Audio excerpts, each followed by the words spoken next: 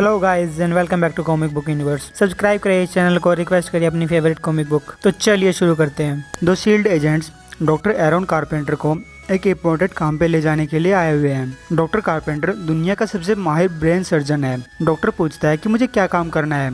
Agents कहते हैं वो हम तुम्हें रास्ते में बता देंगे। 75 मिनट बाद एजेंट्स अपनी लोकेशन पे पहुंच जाते हैं। डॉक्टर कारपेंटर कहता है कि मैं तुम लोगों का काम करूंगा, लेकिन मुझे पेशेंट का नाम तो बताओ। एजेंट्स कहते हैं तुम्हें जल्द ही पता चल जाएगा। जब डॉक्टर कारपेंटर ऑपरेशन रूम पहुंचता है तो देखता है कि सामने एक आदमी चेयर पे बैठा हुआ है जिसकी सर्जरी करनी है।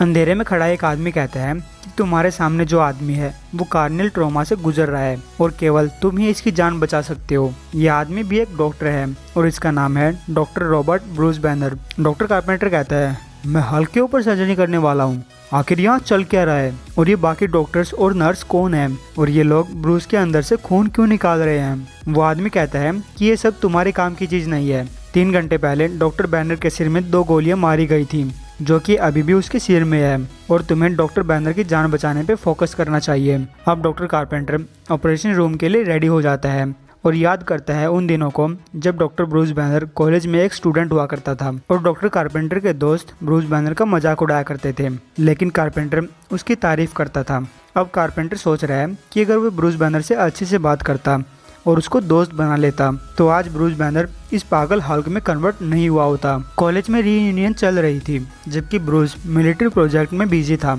और उस वजह से वो मर भी सकता था। उस गामा बॉम्ब की वजह से ब्रूस बैनर हल्क बन चुका था और कुछ ही दिनों में हल्क हर जगह तबाही मचाने लगा। कुछ लोग मानते थे कि वो एक एनिमल है जबकि कुछ लोग उसे दूसरी डायमेंशन से आया हुआ जीव मानते थे, लेकिन सब किसी न किसी तरह से उस गामा बॉम्ब को जिम्मेदार ठहरा रहे थे। उसके बाद तो हल्क अपने रास्ते में आने वाले हर चीज़ को तबाह करता चला गया। अब प्रेजेंट में वो आदमी एक लेडी से कह रहा है कि तुमने कारपेंटर को यहाँ लाकर अच्छा किया, तुम टाइम वेस्ट करना नहीं जानती और तुम ब्रूस बैनर को सही समय पे यहाँ लेकर आई हो। तब वो एजेंट लेडी बताती है कि मैंने इस मोमेंट के लिए बहुत ट्रेनिंग की थी। बैनर को पकड़ना बहुत मुश्किल था क्योंकि वो जरा से स्ट्रेस से भी हल्क में कन्वर्ट हो सकता था। हमें बैनर को जिंदा और पावरलेस पकड़ना था।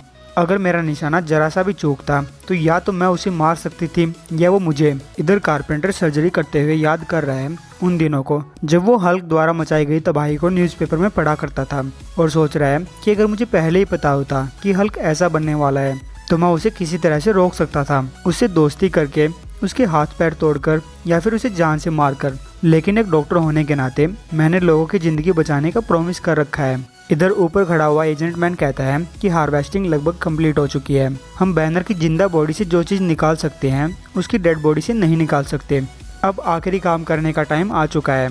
अब एजेंट मैन दोनों एजेंट से उनके शील्ड आईडी ले लेता है और डस्टबिन में फेंकते हुए कहता है इन आईडी कार्ड से मुझे नफरत है। अब इन सब आईडीज की कोई जरूरत नहीं है। उस डिवाइस को साफ करके कारपेंटर के पास पहुंचा दो। इधर कारपेंटर बड़ी मुश्किल से सर्जरी कर रहा है क्योंकि चाकू का एक गलत वार और ब्रूस बैनर वहीं मर सकता है। कारपेंटर कहता है कि मैं ये सर्जरी बस खत्म करने ही वाला हूँ। तब वो आदमी कहता है अभी नहीं, इसके दिमाग से ये गोलियां निकालने के बाद तुम्हें इसके दिमाग में कुछ डालना भी है।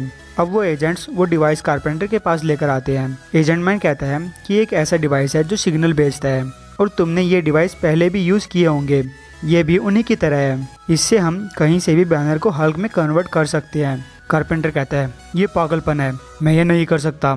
इस डिवाइस को स्टडी किए बिना नहीं, बैनर के जागने से पहले तो बिल्कुल भी नहीं, चाहे फिर शील्ड ही मुझे ये काम क्यों ना करवाना चाहती हो। वो आदमी कहता है हम कोई शील्ड एजेंट्स नहीं है।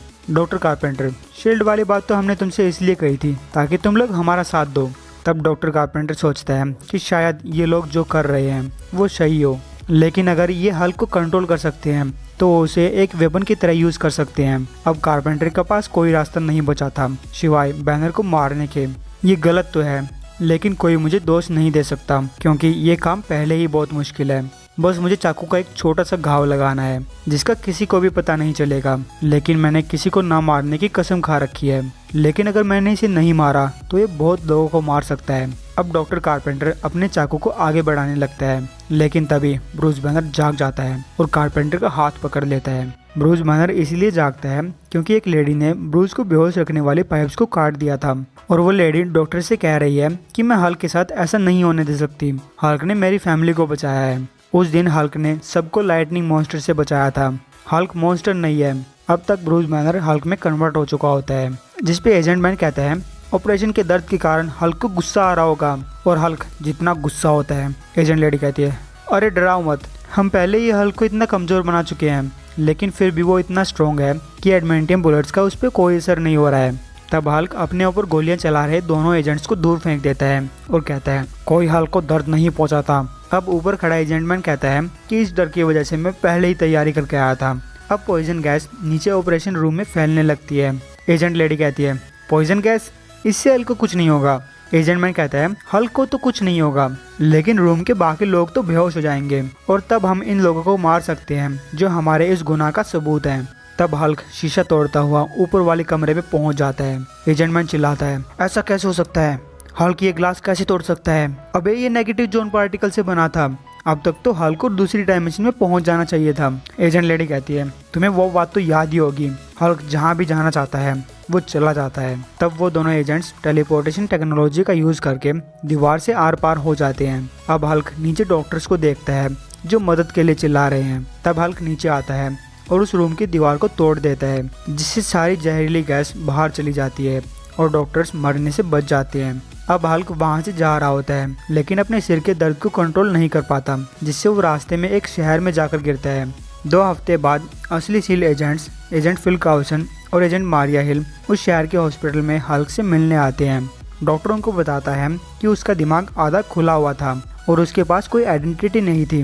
मारिया हिल डॉक्टर से कहती है कि शील्ड आपको थैंक्स करता है क्योंकि आपने दुनिया के एक ब्रिलियंट आदमी की जान बचाई है। जिस पे डॉक्टर कहता है इतना जल्दी खुश मत हो, क्योंकि तुमने सुना नहीं जब मैंने कहा कि उसका दिमाग उसकी खोपड़ी से बाहर लटका हुआ था जब हमने उसे ढूंढा था। मुझे नहीं पता कि ये पहले कितना ब्रिलियंट था, लेकिन उसका ब्रेन काफ़ी डैमेज हो चुका है और अब ये फिर से कभी स्मार्ट नहीं बन पाएगा। हम देखते हैं कि डॉक्टर ब्रूस बैनर अपने उल्टे हाथ से ABCD लिख रहा है और शुरू से सीखने की कोशिश कर रहा है।